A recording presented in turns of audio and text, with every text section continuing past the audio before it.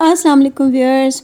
यख सर्दी में अगर गर्मा गर्म गुलाब जामुन हम घर में तैयार कर पाएँ तो क्या ही बात है। लेकिन हम में से अक्सर लोग इस बात से घबराते हैं कि जब भी गुलाब जामुन बनाएंगे तो कुछ ना कुछ गड़बड़ हो जाएगी। और इसमें वाकई कुछ शक नहीं कि गुलाब जामुन बनाना वाकई एक टेक्निकल सा काम है। इसमें कुछ बुनियादी बातें हैं जिनका आपको ख़्याल रखना होता है। अगर वो चीज़ें आपको पता चल जाएं, समझ में आ जाएं, तो फिर गुलाब जामुन आप बहुत परफेक्ट तरीके से बना सकते हैं। तो ये देखिए, ये मैंने आपके लिए बनाया है गुलाब जामुन। कितना सॉफ्ट, कितना जूसी है। ये देखें, कोई गुठली नहीं है और शीरा अंदर तक रचा हुआ है।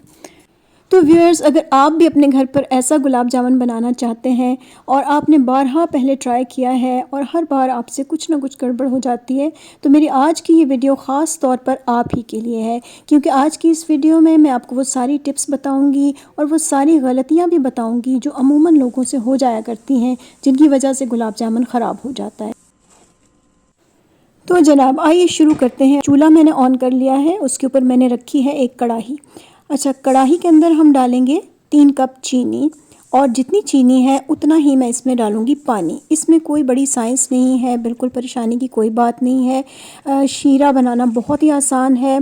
और आपने एक खुला बर्तन लेना है ताकि उसके अंदर गुलाब जामुन आराम से हम फैला के डाल सकें, एक दूसरे के ऊपर ना आए गुलाब जामुन, इसीलिए मैंने ये कढ़ाई ली है। अच्छा, दूसरी बात यह है कि शीरा जो है वो हमने कोई बहुत गाढ़ा नहीं बनाना, 1 तार 2 तार वाली कोई साइंस नहीं है इसके अंदर। अब इस चीनी को पानी के अंदर हमने मेल्ट करना है।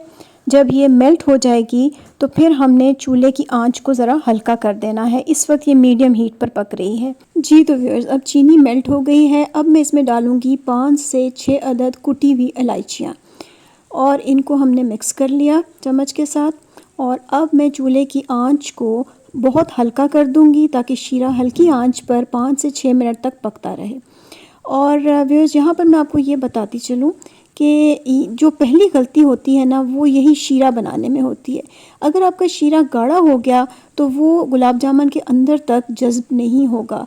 यही वजह है कि कुछ लोगों के गुलाब जामुन अंदर से सूखे रह जाते हैं। आपका शीरा हरगिज़ भी गाढ़ा नहीं होना चाहिए, उसे पतला ही रहना चाहिए। अच्छा, इस शीरे में क्रिस्टलाइजेशन को रोकने के लिए 1 टेबलस्पून के बराबर मैं डालूंगी नींबू का रस। अच्छा, अब इस स्टेज पर आप चूल्हा बेशक बंद कर दें। 5-6 मिनट अगर ये शीरा पक चुका है तो चूल्हा बंद कर दें, और अब इस शीरे को आप छोड़ दें। और जब हमने इसमें गुलाब जामुन डालने होंगे ना, तो हम इसको थोड़ा सा गर्म कर लेंगे जी। तो अब बारी आती है डो बनाने की। डो बनाएंगे हम खुश्क दूध से, और ये वाला खुश्क दूध आपने लेना है जिस पर लिखा होता है फुल क्रीम मिल्क पाउडर। इस दूध के मैं 2.5 कप इस बोल के अंदर डालूंगी। और ये जो कप है मेरा, ये 250 ml वाला कप है। अच्छा, पहला कप थोड़ा सा मेरे से ज़्यादा भर गया था, तो दूसरा कप मैं थोड़ा सा लो रखूँगी। और एग्जैक्ट नाप के आपने इसके 2.5 कप ही डालने हैं। इस रेसिपी में, गुलाब जामुन की रेसिपी में जो मेजरमेंट्स होती हैं ना, वो बहुत ज़्यादा इम्पॉर्टेंट होती हैं और उनको बिल्कुल एक्यूरेटली फ़ॉलो करना ज़रूरी होता है। और इस बात का आपने ख़ास ख्याल रखना है कि सिर्फ़ और सिर्फ खुश्क दूध ही इस्तेमाल करें। कोई टी वाइटनर या वो जो बच्चों को पिलाने वाला फार्मूला आता है वो नहीं इस्तेमाल करना। इसके अंदर हम शामिल करेंगे 3 बड़े चम्मच यानी टेबल स्पून्स सूजी के। 3 से 3.5 तक आप डाल सकते हैं। मैंने इसमें 3.5 बड़े चम्मच डाल दिए हैं सूजी के।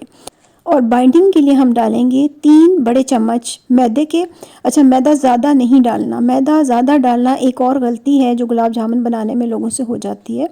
ज़्यादा मैदा डालने से क्या होता है कि आपके गुलाब जामुन के बीच में गुठली सी रह जाती है, क्योंकि वो आटे की क्वांटिटी ज़्यादा हो जाती है। और यहाँ पर मैं डाल रही हूँ इसमें 1/4 छोटे चम्मच के बराबर बेकिंग सोडा। ये बेकिंग पाउडर नहीं है। अगर आप बेकिंग पाउडर इस्तेमाल करें तो उसकी क्वांटिटी थोड़ी सी ज़्यादा रखेंगे, तकरीबन ½ टीस्पून आप डाल लीजिएगा। ये बेकिंग सोडा था, चूँकि सोडा स्ट्रॉन्ग होता है तो वो सिर्फ 1/4 छोटे चम्मच के बराबर ही डालना है। अब इन तमाम ड्राई इंग्रेडिएंट्स को हम अच्छी तरह से पहले मिक्स कर लेंगे। और मिक्सिंग के बाद हम इसमें डालेंगे फेंटा हुआ अंडा। पूरा नहीं डालना, आधा डालना है। और यहाँ पर लिया है मैंने बनास्पति घी, जिसको मैंने माइक्रोवेव में रख के पिघला लिया है।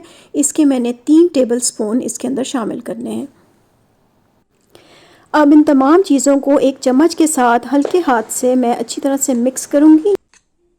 अच्छा जी, इस मिक्सिंग के बाद अब बारी आती है दूध की। यहाँ पर मैंने दूध ले लिया है तकरीबन 150 ml के बराबर। लेकिन ये सारे का सारा दूध एक ही दफ़ा में नहीं डालना, इसको थोड़ा थोड़ा करके ऐड करना है।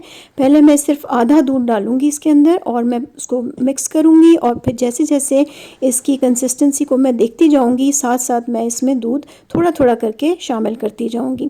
अगर आप एकदम से सारा दूध जितना रेसिपी में बताया जाता है वो डाल देंगे तो हो सकता है कि आपका जो आमेज़ा है वो ज़्यादा पतला हो जाए और फिर बाद में आपको प्रॉब्लम हो। तो गुलाब जामुन का डो बनाने में सबसे इम्पॉर्टेंट चीज़ यही होती है कि आपने बहुत ध्यान से इसके टेक्सचर को देखना होता है और बहुत केयरफुली आपने बिल्कुल एग्जैक्टली जैसा रिक्वायर्ड होता है टेक्सचर वही बनाना होता है। इसमें गलती की ज़्यादा गुंजाइश आपके पास नहीं होती। हाँ, थोड़ी बहुत ऊंच नीच हो जाए तो वो मैं अभी आपको बताती हूँ आगे चल के कि क्या किया जा सकता है, लेकिन आपने ये डो बनाने में बहुत मेहनत भी करनी है और तवज्जो से बनानी है, इसमें गलती की गुंजाइश नहीं है। तो यहाँ पर मैंने तकरीबन पूरा 150 ml दूध इसमें डाल दिया है और अब ये डो मेरा बिल्कुल ठीक है। इसको भी मैं देख लेती हूँ, मज़ीद इसको थोड़ा सा गूंद लेते हैं। अच्छा, इसको आपने ज़्यादा मलना, रगड़ना और गूंदना नहीं होता आटे की तरह। इसको बस चम्मच के साथ ही मिक्स किया जाता है। कोशिश करें कि हाथों से ना गूंदें। एक तो ये चिपचिपा बहुत ज़्यादा होता है तो हाथों के साथ चिपकता है, तो वो भी एक उलझन सी होती है। लेकिन एक मिथ ये भी है कि अगर गुलाब जामुन के डो को हाथों से गूंदा जाए तो गुलाब जामुन अच्छे नहीं बनते। ये मिथ ही है, मैंने कभी ट्राई नहीं किया। तो मैं तो चम्मच से ही हमेशा बनाती हूँ। तो चम्मच के साथ इस तरह आप ये देख लें, आप थिकनेस इसकी कि किस तरह का है, ये देख लें। ये मैंने आपको घुमा के दिखाया और इस तरह की थिकनेस होनी चाहिए। अब अगर तो थोड़ा ड्राई है तो आप दूध और ऐड कर सकते हैं, और अगर आपको लगता है कि पतला हो गया है तो आप जब इसको थोड़ी देर रेस्ट देंगे ना, तो रेस्ट देने के बाद ये थोड़ा सा सख्त हो जाता है। यहाँ पर आप ट्रायल के लिए थोड़ा सा आमेज़ा लेके उसकी गोली बनाकर देख लें। अगर तो वो गोली बन रही है ठीक तरीके से और वो चिकनी चिकनी है बाहर से और उसमें क्रैक्स नहीं आ रहे हैं तो बिल्कुल आपका आमेज़ा ठीक है। हाँ, गोली बनाने से पहले हाथों को थोड़ा सा ऑयल ज़रूर लगा लीजिएगा, वरना वो बहुत बुरी तरह चिपकेगी आपके हाथों से और आपको लगेगा कि शायद आमेज़ा ठीक नहीं है। तो ये देखिए, बिल्कुल परफेक्ट सी गोली बन गई है। इसका मतलब है कि आमेज़ा मेरा बिल्कुल ठीक बन गया है। अब इस आमेज़े को मैं सिर्फ 10 मिनट के लिए रेस्ट दूँगी। अच्छा, अगर आपके पास टाइम कम हो और आपको जल्दी हो तो रेस्ट देना ज़रूरी भी नहीं है, आप अभी इसके गुलाब जामुन बनाने स्टार्ट कर सकते हैं। तो इसको हमने अगर रखना हो तो कवर करके लाजमी रखना है, क्योंकि ये बहुत जल्दी ड्राई होना शुरू हो जाता है।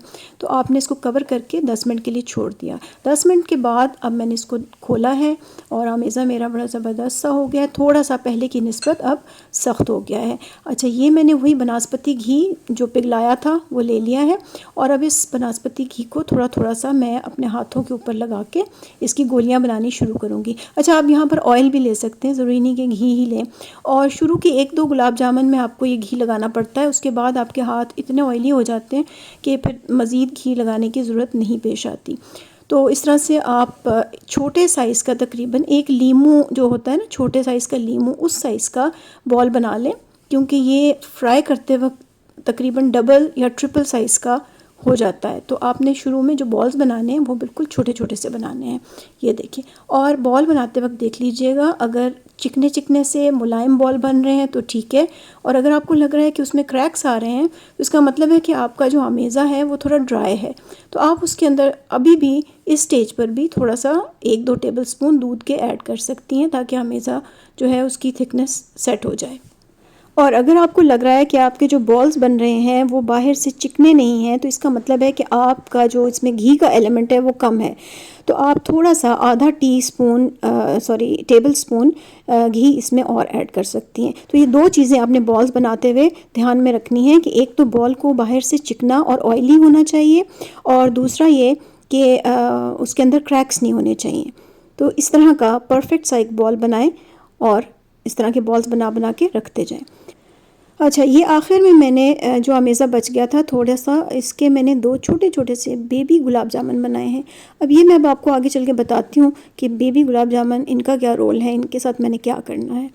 तो चलें जी, ये बन गए हमारे गुलाब जामुन। टोटल ये इस प्लेट में सारे नहीं पूरे आए, मेरे टोटल गुलाब जामुन बने हैं 22 इन छोटी गोलियों को निकाल के। तो ये 22 गुलाब जामुन मेरे टोटल बने हैं। अब इनको हम करेंगे फ्राई, और इन गुलाब जामुनों को बनाते ही आपने फ़ौरन ही कोशिश करें कि फ्राइंग स्टार्ट कर दें, क्योंकि अगर आपने रख दिया कुछ देर के लिए तो ये बाहर से ड्राई होके फिर क्रैक होना शुरू हो जाएंगे और अच्छे नहीं बनेंगे। तो जी यहाँ पर फ्राइंग के लिए मैंने जला लिया है चूल्हा, ये मीडियम हीट के ऊपर है इस वक्त, और इसके ऊपर मैंने रख दिया है ऑयल एक पैन के अंदर डाल के। अच्छा, अब ये पैन में मैंने क्यों डाला है, ताकि मेरा जो ऑयल है इसकी डेप्थ ज़्यादा हो, क्योंकि हमने गुलाब जामुनों को इसमें डुबकियाँ देनी होती हैं, अंदर तक इनको डिप करना होता है। अच्छा, अब सबसे ज़्यादा अहम बात, और वो आम गलती जो तकरीबन हर बंदे से पहली दफ़ा हो जाती है, वो ये कि टेम्परेचर आपने इस ऑयल का कितना रखना है, इसका बहुत ज़्यादा ध्यान रखना होता है। आपने तकरीबन 2 से 3 मिनट के बाद पैन के अंदर वो छोटा बेबी गुलाब जामुन जो हमने बनाया था वो डाल देना है, और जैसे ही उसके ऊपर बबल्स आए और वो ऊपर उठ के आ जाए, नीचे से बेस में से उठ के वो ऊपर आएगा, जैसे ही वो फ्लोट करना शुरू करे तो आपने अपने गुलाब जामुन फ़ौरन इस ऑयल में डाल देने हैं।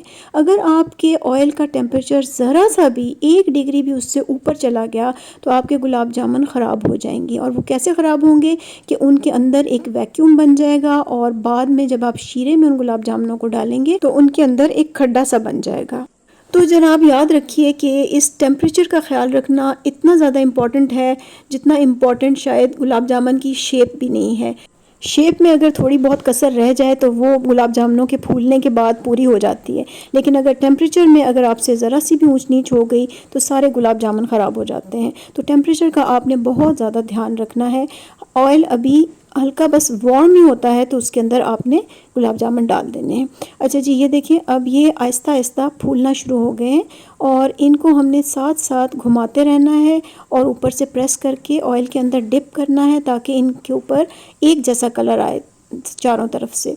तो इसलिए आपने इस बर्तन को जिसमें भी आप फ्राई कर रहे हैं उसको ओवर क्राउड भी नहीं करना, यानी बहुत ज़्यादा गुलाब जामुनों से भर नहीं देना उसको। इतने डालने हैं जिनको आप आसानी से इधर उधर घुमा सकें और उनको रोल कर सकें और ऊपर से प्रेस कर सकें। और एक और बात का भी आपने बहुत ध्यान रखना है कि ये जो फ्राइंग है गुलाब जामुनों की, ये बिल्कुल हल्की आंच पे आपने करनी है, तेज़ आंच पर हरगिज़ नहीं करनी, वरना फिर वही बात कि गुलाब जामुन जो है वो आपके ख़राब हो जाएंगे, उनके अंदर वो वैक्यूम सा बन जाएगा और फिर बाद में खड्डा पड़ जाएगा गुलाब जामुन में।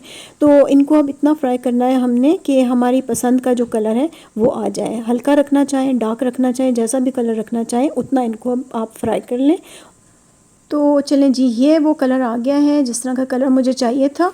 अब मैं इन गुलाब जामुनों को यहाँ से निकाल के शीरे में डाल दूँगी। आपको नज़र आ रहा होगा साथ वाले चूल्हे पे मैंने शीरे वाली कढ़ाई रखी हुई है और शीरे को मैंने थोड़ा सा गर्म कर लिया है। अब इस गर्म शीरे के अंदर मैं गुलाब जामुनों को साथ साथ डालती जाऊँगी।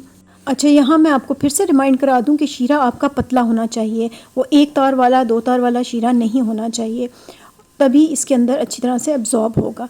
अच्छा, दूसरा बैच अब मैं डाल देती हूँ। दूसरा बैच डालते हुए आपने ध्यान रखना है कि पहले आपने ऑयल को फिर से ठंडा करना है, क्योंकि ऑयल बहुत गर्म होगा तो आपका दूसरा बैच ख़राब होने के ज़्यादा चांसेस हैं।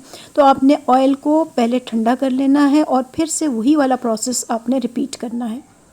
चलें जी, अब तमाम गुलाब जामुन हमारे शीरे में डल गए हैं। अब हम इनको अच्छी तरह शीरे में कोट करने के बाद ऊपर से ढाँप के 10-15 मिनट के लिए रख देंगे। और जनाब 10-15 मिनट के बाद ये बन गए हमारे ज़बरदस्त से सॉफ़्ट और जूसी गुलाब जामुन। अब हम इनको अच्छे तरीके से किसी खूबसूरत से बर्तन में प्रेजेंट करेंगे। तो व्यूअर्स, अगर आपको मेरी ये वीडियो और ये रेसिपी पसंद आई है तो लाइक ज़रूर कीजिएगा, फ्रेंड्स एंड फैमिली के साथ शेयर कीजिएगा, और मज़ीद अच्छी अच्छी रेसिपीज़ के लिए मेरे चैनल को अभी सब्सक्राइब कर लीजिए। अल्लाह हाफ़िज़।